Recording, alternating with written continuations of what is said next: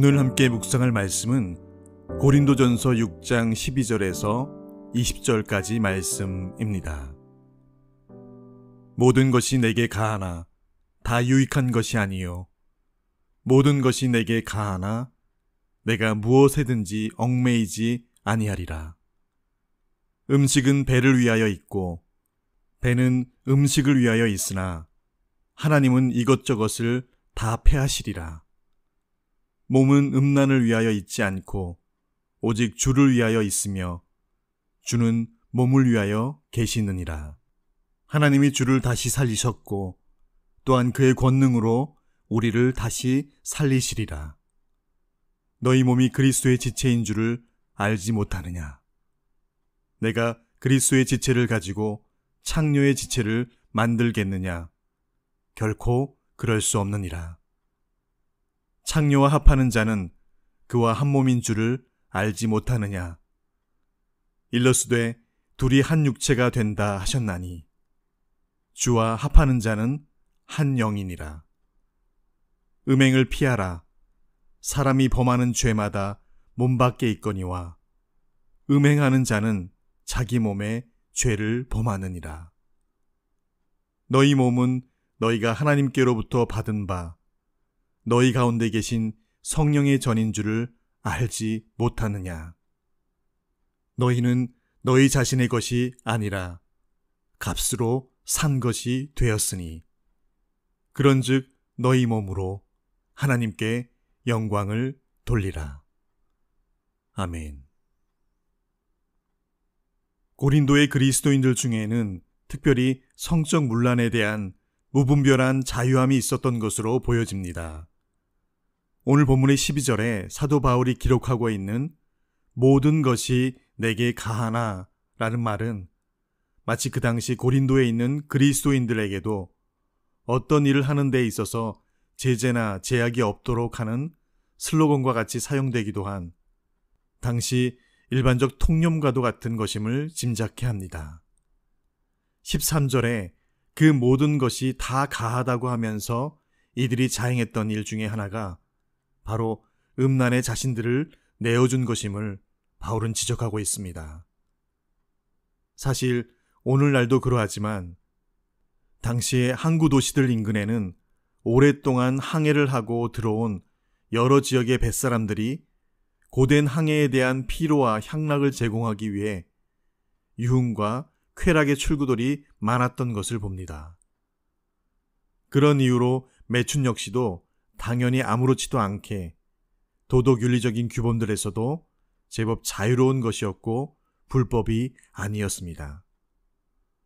오히려 사회적으로 남성 중심의 문화와 질서 가운데 당연한 것으로 여겨지며 용인된 관행인 것으로 취급되었던 바 고린도 교회의 교인들 중에서도 그러한 것에 그리 큰 제약이나 꺼리낌 없이 즐기던 이들이 있었음을 오늘 본문을 통해서 읽게 됩니다. 당시 지배적인 상황과 통념적 사고관이 그러한 매춘의 일들에 아무런 꺼리낌이 없게 한 것도 한몫을 하지만 고린도 교회 교인들이 음란에 대해서 관용적인 태도와 용인이 가능했던 것 중에 하나는 그들 가운데 있었던 영지주의 영향력이 아주 중요한 역할을 하였던 것을 봅니다. 영지주의는 영과 육을 분리하여 영은 선하고 육은 악하다고 하는 그런 사상으로 이해되는데요. 이 영지주의자들 중에도 두 부류가 있는데 그 하나는 쾌락적 영지주의자들, 즉 인간의 영과 육체는 별개라서 육체가 아무리 죄를 지어도 절대로 영혼은 육체의 영향을 받지 않는다는 부류와 또 다른 한 부류는 금욕적 영지주의자들이 있는데요. 이들은 육체는 약하고 저급하여 육체적인 정욕을 발산하는 것은 악한 것이므로 철저하게 이 육체적인 욕망을 억제하는 금욕적 생활을 강조하는 부류였습니다. 고린도 교회는 이 두 부류의 영지주의 영향을 다 받고 있었던 것임을 바울은 밝히고 있으며 고린도에 쓴 편지가 상당한 분량이 바로 이것에 대해 권면하고 있었던 것을 봅니다. 특별히 오늘 본문에는 쾌락적 영지주의 영향을 받은 자들, 즉 몸은 그리 중요하지 않으니 육체적으로 무엇을 하든 우리의 영에는 그 어떤 영향력도 미치지 못할 것이라는 신념으로 음란을 장려하고 무방비 상태로 방주하였던 이들에 대한 이 바울의 권면을 담고 있습니다. 그런 영향력들로 인해서 13절에 음식은 배를 위하여, 배는 음식을 위하여 있으나 하나님은 이것저것을 다 패하실 것이기에 그리스도인들에게는 중요하지 않다는 것으로 그들이 인식했다는 사실에 대해서도 언급됩니다. 그러니 몸으로 하는 그 어떤 일을 행하든 문제가 되지 않으며 모든 것은 가하다고 여겼던 것이지요. 바울은 지금 에베소에 머물면서 고린도 교회의 소식에 이 편지를 기록하면서 한마디로 비상사태입니다. 이들에게 성경에서 말씀하시는 바른 신학이 그들 가운데 정립되어지도록 제대로 된 말씀의 가르침의 필요성에 대한 그런 절실함과 사무침에 지금 그는 오늘 본문에 그들을 향한 깊은 탄식과 안타까움도 동시에 담아 그들을 향한 영적 아비로서의 질책을 써내려가고 있습니다. 그래서 13절 하반절부터 20절까지 구구절절마다 그들이 분명하고도 똑똑히 알아야 하는 것을 아주 강하고 엄하게 교훈하고 있습니다. 13절은 말씀합니다. 몸은 오직 주를 위하여 있으며 주는 몸을 위하여 계시느니라 합니다. 우리가 구원받은 것은 영혼만이 아니라 영혼과 몸을 포함한 전인적인 것임을 분명하게 말씀해주고 있습니다. 로마서 8장 10절에서 11절에는 이렇게 말씀하시죠. 또 그리스도께서 너희 안에 계시면 몸은 죄로 말미암아 죽은 것이나 영은 의로 말미암아 살아있는 것이니라. 예수를 죽은 자 가운데서 살리신 이의 영이 너희 안에 거하시면 그리스도 예수를 죽은 자 가운데서 살리신 이가 너희 안에 거하시는 그의 영으로 말미암아 너희 죽을 몸도 살리시리라.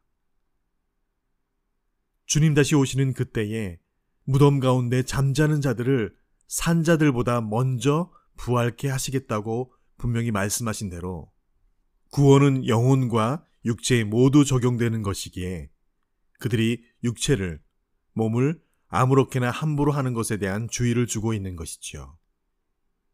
15절에는 다시 그리스도인들이 몸을 함부로 해서는 안 되는 이유가 바로 그들의 몸이 그리스도의 지체이기 때문임을 밝히고 있습니다. 에베소서의 말씀처럼 우리는 교회의 각 지체들로 연결되어 있지요. 그 교회는 또한 예수님이 머리 되셔서 계신 몸입니다. 그러므로 우리 각자는 바로 그리스도의 지체인 것이지요. 바울은 분명히 그들에게 묻습니다. 우리 믿는 자들의 몸이 어디에 속해 있는지 묻습니다. 몸을 함부로 창기에게 내어주는 자들에게 그리스도에게 속한 몸을 창기에게 내어주어 창기의 지체로 만들겠느냐라고 강하게 취조하듯 묻습니다. 바울은 수사학적 질문을 사용하면서 마치 자문자답하듯 절대 그럴 수 없지 않느냐라고 그들에게 말합니다. 17절에 그리스도인들의 몸이 왜 그리스도에게 속한 것인지 한마디로 정의해 줍니다. 주와 합하는 자는 한 영이니라 라고 기록합니다.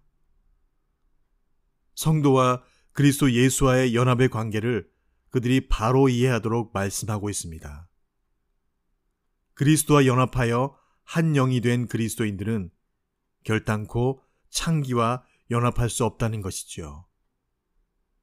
그리스도와 연합한 자는 그 몸도 그리스도의 것이고 그리스도와 한 몸인 것이지요.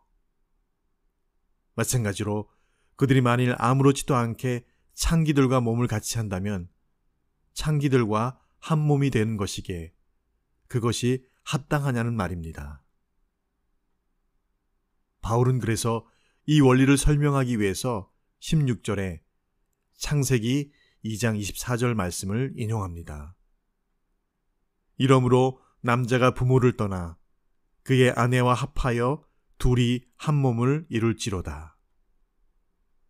남자와 여자가 한 몸이 되어 부부가 되는 연합의 관계를 들어 그들이 지금 어떤 일을 벌이고 있는지를 깨닫고 바른 성경적 가르침에 합당한 그리스도인들의 삶으로 돌아올 것을 권면하고 있는 것입니다. 이는 다음 장인 7장의 남편과 아내의 관계에 대해서도 다시 한번 언급됩니다. 그들이 살고 있었던 당시 문화적 시대적 패러다임과 같은 슬로건인 모든 것이 가하다라는 것이 그 당시에만 통용되던 일이었을까요? 오늘날도 얼마나 많은 이들이 보이지 않는 숨은 곳에서 자신의 욕망과 쾌락을 충족시키고자 할 수만 있다면 모든 것이 가하다라는 그 통념에 사로잡혀 자신들의 생각과 마음과 영은 물론 이려니와 그것을 오염시키고 죄로 물들게 하는 통로로 몸을 함부로 사용하는 일들을 자행하고 있는 것을 어렵지 않게 봅니다. 소아성애와 동성애와 하나님께서 하지 말도록 금기한 얼마나 많은 몸을 통한 욕망의 지배하에 굴복하고 있는지 모릅니다.